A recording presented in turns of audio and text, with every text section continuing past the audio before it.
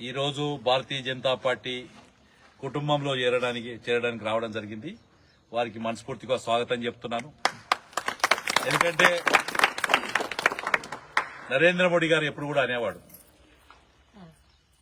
పేద బడుగు బలహీన వర్గాలు ఎవరైతే ఉంటారో ఈరోజు వారందరూ కూడా,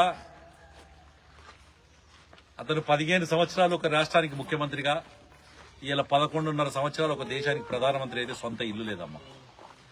ఆయన కలగనేది ఏంటి అంటే ఈ దేశంలో 3-4 కోట్ల మందికి ఇప్పటికి ఇల్లు కట్టించండి, ఇంకా ఇల్లు కట్టించే కార్యక్రమంలో ఉన్నాడు. ఈ దేశంలో 80 కోట్ల మందికి రోజు మనం బియ్యం తినే ఏదైతే రేషన్ ఉందో ఆ రేషన్ ఇస్తుంది నరేంద్ర మోడీ. ఇవాళ బీజేపీ ప్రభుత్వం మన ఇంట్లో గతంలో మీరు పాత తరంలో చూసిరచ్చు, ఎర్ర బల్బులు ఉంటుండే, పసుపచ్చ బల్బులు ఉంటుండే, అది కనబడకపోతుండే దిమ్ముండు. ఇప్పుడు తెల్ల బల్బు అయింది. తెల్ల బల్బు అయితే ఇంట్లో ఏ మూలున్నా ఏమున్నా ఇది అవుతుండే. ఇప్పుడు ఇంట్లో బాత్రూమ్ ఇచ్చిండు చూడు, అది నరేంద్ర మోడీ ఇచ్చిండు. ఇంట్లో ఇంటి ముందర మోరి కట్టిస్తున్నాడు చూడు, నరేంద్ర మోడీ కట్టిస్తున్నాడు. ఇంటి ముందర సిమెంట్ రోడ్ కిందాక వచ్చిందంటే కూడా అది నరేంద్ర మోడీ. ఇంకా వీధి దీపాలు నరేంద్ర మోడీ, వీధి కుళాయి నరేంద్ర మోడీ, విలేజ్ లో ఏదైతే రైతు భవనం కట్టిరో నరేంద్ర మోడీ కట్టించాడు, గ్రామ పంచాయతీ బిల్డింగ్ నరేంద్ర మోడీ, చివరికి శ్మశాన వాటిక కూడా నరేంద్ర మోడీ కట్టించాడు. ఇది ఆయన ఎవరి కోసం చేస్తుండే? పేద ప్రజల కోసం చేస్తుండే. ఇవాళ ఈ జిల్లాలో స్థానిక సంస్థలు వచ్చినాయి. 11.5 సంవత్సరాల క్రితం నరేంద్ర మోడీ అయిండు. ₹1 అవినీతి ఆరోపణ లేదు, బ్యాంకు బ్యాలెన్స్ లేదు, సొంత ఇల్లు లేదు. దేశంలో ఉన్న పేదోళ్ళందరూ తన పిల్లలు అనుకున్నారు, దేశంలో ఉన్న ప్రతి ఒక్కరు కూడా తన పిల్లలు అనుకున్నారు. ఇలా దుబాయ్లో మన పిల్లలు ఉంటారు, ఒక్కసారి అడుగురమ్మ నరేంద్ర మోడీ అంటే ఇల్లు చెప్తారు. అసంటి వ్యక్తి అసంటి పార్టీలో చేరుతున్న మీ అందరికి స్వాగతం చెప్తూ ఇంకోటి కూడా విజ్ఞప్తి చేస్తున్నాను. 11.5 సంవత్సరాల నుంచి నరేంద్ర మోడీ దగ్గర అవినీతి లేదు. 6.5 సంవత్సరాల కింద మనం పార్లమెంట్ మెంబర్ అరవింద్ గారిని ఎన్నికుతాం. తనకు చేతనైనంత వరకు డెవలప్మెంట్ చేసిన ₹1 అవినీతి లేదు. ఇవాళ 50 ఏళ్ల నుంచి 60 ఏళ్ల నుంచి దేశానికి 75 ఏళ్ల కిందట మనకు భారతదేశ స్వతంత్రం వచ్చిన సందర్భంలో ఇవాళ కూడా బ్రిడ్జులు లేవు. నిజామాబాద్ పోదామంటే దర్పల్లి యాక్సిడెంట్ అయితే పెద్ద ఆసుపత్రికి పోదామంటే మధ్యలో రైల్వే బ్రిడ్జులు. మొన్న హైవే అవుట్లా డిచ్పల్లి కాడ బ్రిడ్జ్ పోయింది. దర్పల్లి బ్రిడ్జ్ దాటాలి, అటు మాధవ్ నగర్ బ్రిడ్జ్ దాటాలి. ఈ మాధవ్ నగర్ బ్రిడ్జ్ ఇప్పుడు మంజూరైంది, దర్పల్లి బ్రిడ్జ్ కోసం చూస్తున్నాడు. అట్లాగే ఈ జిల్లాలో 7 బ్రిడ్జిలు తెచ్చాడు. ఈడ కలిగోడు దగ్గర నవోదయ తెచ్చాడు, ఆడనేమో నాగారం దగ్గరనేమో కేంద్రీయ విద్యాలయం తెచ్చాడు, బోధన్లో ఒక కేంద్రీయ విద్యాలయం తెచ్చాడు. ఇది ₹1 అవినీతి లేకుండా ఆయన చేస్తున్న పని.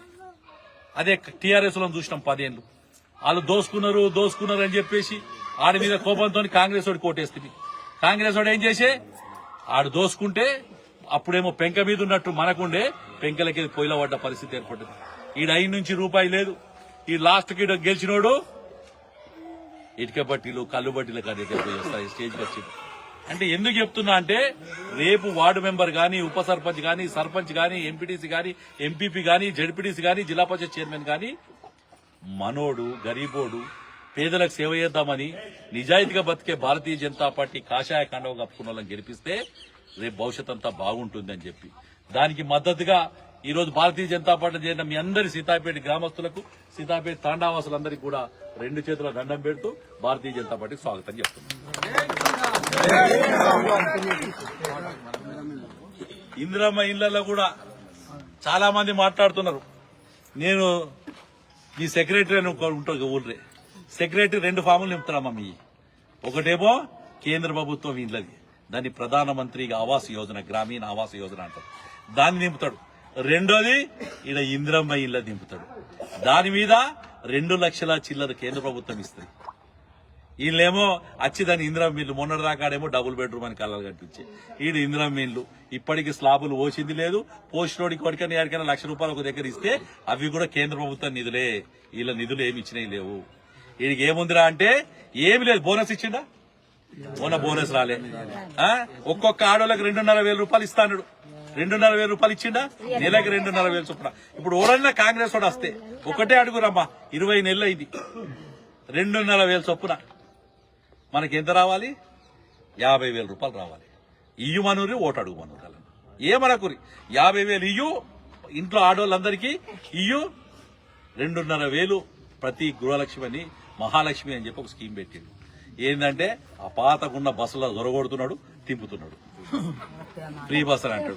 ఓకే, ఫ్రీ బస్ ఇచ్చినవరా బాబు, సంతోషం. కానీ ఇది 50,000 రూపాయలు ఎటుపోయినాయి? నా ఇంట్లోకి వచ్చే సీతాయిపేటలో అక్కి ఇంట్లోకి వచ్చే 50,000 వాళ్ళు తీసుకున్నారు. ఇయ్యాల నిలబడ్డ టీఆర్ఎస్ ఎవరైతే కాంగ్రెస్ నాయకులు ఉన్నారో టీఆర్ఎస్ పని అయితే అయిపోయింది. అది నిలబడే పరిస్థితి లేదు, అది చేసే పరిస్థితి లేదు. కాబట్టి వాళ్ళు వచ్చిన వాళ్ళను ఓటుకి 50,000 ఇస్తేనే ఓటేస్తామని చెప్పుకున్నాం. ఇది ఎవరికో కాదు, మనం వాడి ఇంట్లో పైసలు అడుగుతలేము. మనకు గత ఎలక్షన్ లో రేవంత్ రెడ్డి ప్రతి మహిళకు 2,500 రూపాయలు ఇస్తా అన్నాడు. అనడా లేదా? నేను చెప్పింది కదా, అది చెప్పింది కదా, అలా మేనిఫెస్టోలో ఉంది 2,500. ఇయ్యాల 20 నెలలైంది రేవంత్ రెడ్డి ముఖ్యమంత్రి ఎక్కి. 20 నెలల నుంచి నెలకు 2,500 చొప్పున మనకి 50,000 రూపాయలు రావాలి. కాంగ్రెస్ వాడికి ఎలా ఓటు ఇవ్వాలి? మనం ఓటేసింది కాంగ్రెస్ కదా అప్పుడు. కాబట్టి వీళ్ళ కాంగ్రెస్ వాడు 50,000 ఇస్తేనే లోకల్ బాడీ ఎలక్షన్ లో ఓటేస్తామని చెప్పారు. ధన్యవాదాలు.